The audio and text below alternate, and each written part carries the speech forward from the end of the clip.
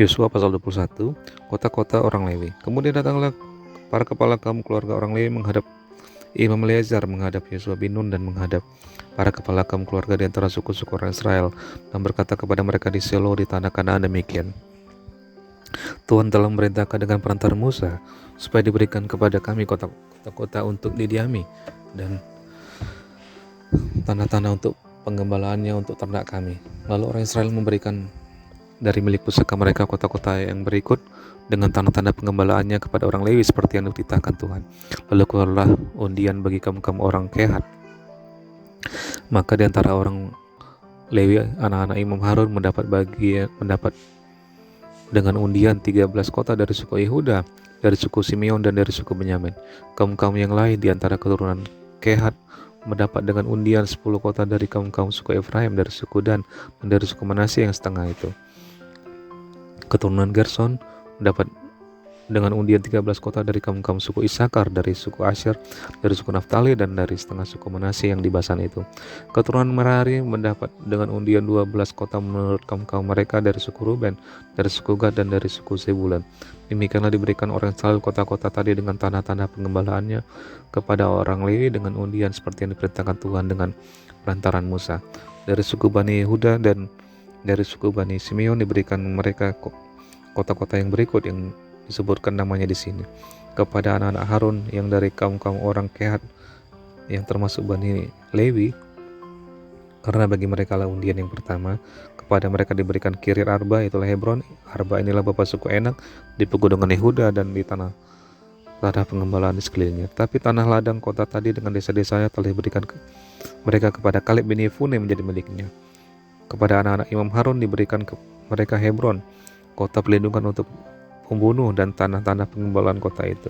Libnah dengan tanah-tanah pengembalaannya, Yatir dengan tanah-tanah pengembalaannya, Estemoa dengan tanah-tanah pengembalaannya, Holon dengan tanah-tanah pengembalaannya, Debir dengan tanah-tanah pengembalaannya, Ain dengan tanah-tanah pengembalaannya, Yuta dengan tanah-tanah pengembalaannya, Ben Semes dengan tanah-tanah pengembalaannya, 9 kota dari kedua suku itu.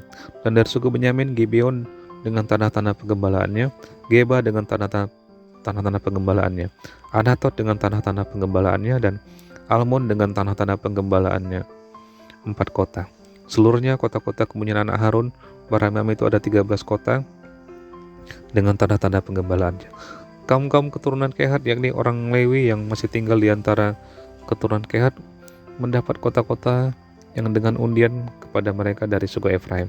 Kepada mereka diberikan Sikem, kota perlindungan untuk pembunuh dengan tanah-tanah pengembalaannya, di pegunungan Efraim Geser dengan tanah-tanah pengembalaannya, Kibzaim dengan tanah-tanah pengembalaannya, dan Bet Horon dengan tanah penggembalaannya, 4 kota. Dan dari suku Dan, Elteke dengan tanah-tanah penggembalaannya, Gibeton dengan tanah-tanah penggembalaannya, Ayalon dengan tanah-tanah penggembalaannya, dan Gadrimon dengan tanah-tanah penggembalaannya, 4 kota. Dan dari suku Manasye yang setengah itu, Taanak dengan tanah-tanah penggembalaannya, dan Gadrimon dengan tanah-tanah penggembalaannya, 2 kota. Seluruhnya kota-kota itu ada 10 dengan tanah-tanah penggembalaannya, ditentukan bagi kaum-kaum yang masih tinggal dari antara keturunan Kehat. Bani Gerson dari kaum-kaum orang Lewi mendapat dari suku Manasye yang setengah lagi, Golan, kota perlindungan untuk pembunuh di Basan dengan tanah-tanah penggembalaannya, dan di Beestera dengan tanah-tanah penggembalaannya, 2 kota. Dan dari suku Isakar, Kison dengan tanah-tanah pengembalaannya, Dobrat dengan tanah-tanah pengembalaannya, Yarmut dengan tanah-tanah pengembalaannya, dan Enganim dengan tanah-tanah pengembalaannya, 4 kota. Dan dari suku Asyar, Misal dengan tanah-tanah pengembalaannya, Abdon dengan tanah-tanah pengembalaannya, Helkat dengan tanah-tanah pengembalaannya, dan Rehob dengan tanah-tanah penggembalaannya, 4 kota. Dan dari suku Naftali, Kedes, kota perlindungan untuk pembunuh di Galilea dengan tanah-tanah penggembalaannya, Hampat-dor dengan tanah-tanah penggembalaannya, dan Kartan dengan tanah-tanah penggembalaannya, 3 kota. Seluruhnya kota-kota kepunyaan orang Gerson menurut kaum mereka ada 13 kota dengan tanah-tanah pengembalaannya. Kaum keturunan Merari, orang Lewi yang masih tinggal mendapat dari suku Zebulun, Yokiam dengan tanah-tanah pengembalaannya, Kata dengan tanah-tanah pengembalaannya, Dimna dengan tanah-tanah pengembalaannya, dan Nahalal dengan tanah-tanah pengembalaannya, 4 kota. Dan dari suku Ruben, Bezer dengan tanah-tanah penggembalaannya, Yahas dengan tanah-tanah penggembalaannya, Kedemot dengan tanah-tanah penggembalaannya, dan Maifat dengan tanah-tanah penggembalaannya, 4 kota. Dan dari suku Gad, Ramot, kota perlindungan untuk pembunuh di Gilead dengan tanah-tanah penggembalaannya, Mahanaim dengan tanah-tanah penggembalaannya, Hesibon dengan tanah-tanah penggembalaannya, dan Yaezer dengan tanah-tanah penggembalaannya. Seluruhnya kota-kota itu ada 4. Seluruhnya kota-kota itu ditentukan bagi keturunan Merari menurut kaum-kaum mereka, yakni yang masih tinggal dari kaum-kaum orang Lewi. Bagian undian mereka ada 12 kota. Seluruhnya kota orang Lewi di tengah-tengah milik orang Israel ada 48 kota dengan tanah-tanah penggembalaannya. Kota-kota itu masing-masing ada tanah-tanah penggembalaannya di sekelilingnya. Demikianlah kota-kota tadi seluruhnya. Ayat 43, keamanan di negeri yang dijanjikan Tuhan. Jadi seluruh negeri itu diberikan Tuhan kepada orang Israel, yakni negeri yang dijanjikannya dengan bersumpah untuk diberikan kepada nenek moyang mereka. Mereka menduduki negeri itu dan menetap di sana. Dan Tuhan mengaruniakan kepada mereka keamanan dan segala penjuru tepat seperti yang dijanjikannya dengan bersumpah kepada nenek moyang mereka. Tidak ada seorang pun dari semua musuhnya yang tahan berdiri menghadapi mereka. Semua musuhnya diserahkan Tuhan kepada mereka. Dari segala yang baik yang dijanjikan Tuhan kepada kaum Israel, tidak ada yang tidak terpenuhi, semuanya terpenuhi. Yosua pasal 22. Suku-suku yang di seberang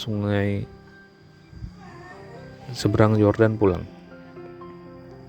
Lalu Yosua memanggil orang Ruben, orang Gad, dan suku Manasye yang setengah itu, dan berkata kepada mereka, kamu telah memelihara segala yang diperintahkan kepadamu oleh Musa hamba Tuhan itu, dan telah mendengarkan perkataanku dalam segala yang kuperintahkan kepadamu.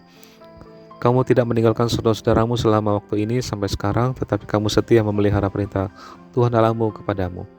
Tapi sekarang Tuhan Allahmu telah mengaruniakan keamanan kepada saudaramu seperti yang dijanjikannya kepada mereka. Oleh sebab itu pulanglah ke kemahmu, ke tanah milikmu yang telah diberikan kepadamu oleh Musa hamba Tuhan itu di seberang Yordan. Hanya lakukanlah dengan sangat setia perintah dan hukum yang diperintahkan kepadamu oleh Musa hamba Tuhan itu, yakni mengasihi Tuhan Allahmu, hidup menurut segala jalan yang ditunjukkannya, tetap mengikuti perintahnya, berpaut padanya dan berbakti kepadanya dengan segenap hatimu dan dengan segenap jiwamu. Lalu Yosua memberkati mereka dan melepas mereka pergi. Maka pulanglah mereka ke kemah mereka kepada suku Manasye yang setengah telah diberikan Musa kepada mereka di Basan, kepada suku yang setengah lagi diberikan Yosua bagian mereka di antara saudara mereka di sebelah barat sungai Yordan. Lagipun ketika Yosua melepas mereka pergi ke kemah mereka, setelah memberkati mereka, maka ia berkata kepada mereka, demikian, pulanglah ke kemahmu dengan kekayaan yang banyak dan dengan sangat banyak ternak, dengan perak, emas, tembaga, besi, dan dengan pakaian yang sangat banyak. Bagilah dengan saudaramu jarahan yang dari musuhmu itu. Ayat 9, suku-suku di seberang Yordan mendirikan mezbah. Maka pulanglah Bani Ruben, Bani Gad, dan suku Manasye yang setengah itu, dan mereka pergi meninggalkan orang Israel, keluar dari Silo di tanah Kanaan untuk pergi ke tanah Gilead, tanah milik mereka yang didiami mereka sesuai dengan titah Tuhan dengan perantaran Musa.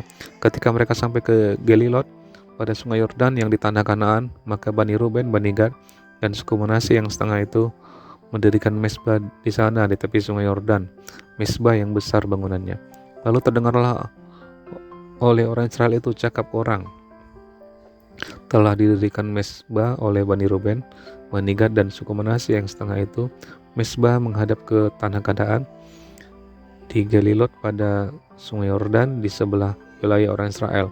Ketika hal itu terdengar oleh orang Israel, berkumpullah segenap umat Israel di Silo untuk maju memerangi mereka. Kemudian orang Israel mengutus kepada Bani Ruben, kepada Bani Gad, dan kepada suku Manasye yang setengah itu ke tanah Gilead, Imam Pinehas bin Eleazar, dan bersama-sama dengan dia 10 pemimpin, yakni seorang pemimpin kaum keluarga sebagai wakil tiap-tiap suku Israel. Masing-masing mereka itu kepala kaum keluarganya di antara kaum orang Israel. Setelah mereka sampai kepada Bani Ruben, kepada Bani Gad, dan kepada suku Manasye yang setengah itu di tanah Gilead, berkatalah mereka kepada orang-orang itu demikian, beginilah kata segenap umat Tuhan, apa macam perbuatanmu yang tidak setia ini terhadap Allah Israel, dengan sekarang berbalik daripada Tuhan dan mendirikan mezbah bagimu, dengan demikian memberontak terhadap Tuhan pada hari ini. Belum cukupkah bagi kita noda yang di Peor itu, yang daripadanya kita belum mentahirkan diri sampai hari ini, dan yang menyebabkan umat Tuhan kena tulah, sehingga kamu berbalik pula sekarang ini membelakangi Tuhan? Jika kamu hari ini memberontak terhadap Tuhan, maka besok Ia akan murka kepada segenap umat Israel. Akan tetapi jika sekiranya tanah milikmu itu najis, marilah menyeberang ke tanah milik Tuhan, tempat kedudukan kemah suci Tuhan, dan menetaplah di tengah-tengah kami. Tetapi janganlah memberontak terhadap Tuhan, dan janganlah memberontak terhadap kami. Dengan demikian, dengan mendirikan mezbah bagimu sendiri selain dari mezbah Tuhan Allah kita. Ketika Akan bin Serah berubah setia dengan mengambil barang-barang yang dikhususkan, bukankah segenap umat Israel kena murka? Bukan karena itu saja yang mati karena dosanya. Lalu jawab Bani Ruben, Bani Gad dan suku Manasye yang setengah itu, katanya kepada para kepala kaum orang Israel, Allah segala Allah, Tuhan Allah segala Allah, Tuhan, Dialah yang mengetahui, dan patutlah orang Israel mengetahuinya juga. Jika sekiranya hal ini terjadi dengan maksud memberontak atau dengan maksud berubah setia terhadap Tuhan, biarlah jangan Tuhan selamatkan kami pada hari ini. Jika sekiranya kami mendirikan mezbah untuk berbalik daripada Tuhan, untuk mempersembahkan korban bakaran dan korban sajian di atasnya, serta korban keselamatan di atasnya, biarlah Tuhan sendiri yang menuntut balas terhadap kami. Tetapi sungguhnya kami telah melakukannya karena cemas, sebab pikir kami, di kemudian hari anak-anak kamu mungkin berkata kepada anak-anak kami demikian, apakah sangkut pautmu dengan Tuhan Allah Israel? Bukankah Tuhan telah menentukan sungai Yordan sebagai batas antara kami dan kamu? Hai orang Bani Ruben dan Bani Gad, kamu tidak mempunyai bagian akan Tuhan. Demikianlah mungkin anak-anak kamu membuat anak-anak kami berhenti dan daripada takut akan Tuhan. Sebab itu kata kami, biarlah kita mendirikan mezbah itu bagi kita, bukanlah untuk korban bakaran dan bukanlah untuk korban sembelihan, tetapi supaya mezbah itu menjadi saksi antara kami dan kamu dan antara keturunan kita, kemudian bahwa kami tetap beribadah kepada Tuhan di hadapannya dengan korban bakaran, korban sembelihan, dan korban keselamatan kami. Jadi tidaklah mungkin anak-anak kamu di kemudian hari berkata kepada anak-anak kami, kamu tidak mempunyai bagian pada Tuhan. Lagi kata kami, apabila di kemudian hari demikian dikatakan mereka kepada kita dan kepada keturunan kita, maka kita akan berkata, tengoklah bangunan tiruan mezbah Tuhan itu yang telah dibuat oleh nenek moyang kami, bukan untuk korban bakaran dan bukan untuk korban sembelihan, tetapi mezbah itu menjadi saksi antara kami dan kamu. Jauhlah daripada kami untuk memberontak terhadap Tuhan dan untuk berbalik daripada Tuhan pada hari ini dengan mendirikan mezbah untuk korban bakaran, korban sajian, atau korban sembelihan. Mezbah yang bukan mezbah Tuhan Allah kita yang ada di depan mezbah, yang ada di depan kemah sucinya. Setelah Imam Pinehas dan para pemimpin umat serta para kepala kaum orang Israel yang bersama-sama dengan dia mendengar perkataan yang dikatakan oleh Bani Ruben, Bani Gad, dan Bani Manasye itu, maka mereka menganggap hal itu baik. Kemudian berkatalah Imam Pinehas bin Eleazar kepada Bani Ruben, Bani Gad, dan Bani Manasye, sekarang tahulah kami bahwa Tuhan ada di tengah-tengah kita, sebab tidaklah kamu berubah setia terhadap Tuhan. Dengan demikian kamu telah melepaskan orang Israel dari hukuman Tuhan. Sesudah itu Imam Pinehas bin Eleazar serta para pemimpin itu meninggalkan Bani Ruben dan Bani Gad di tanah Gilead, pulang ke Kanaan kepada orang Israel. Lalu disampaikanlah berita itu kepada mereka. Hal itu dipandang baik oleh orang Israel, sehingga orang Israel memuji Allah dan tidak lagi berkata hendak maju memerangi mereka untuk musnahkan negeri yang didiami Bani Ruben dan Bani Gad. Dan Bani Ruben dan Bani Gad menamai mezbah itu saksi, karena inilah saksi antara kita bahwa Tuhan itulah Allah.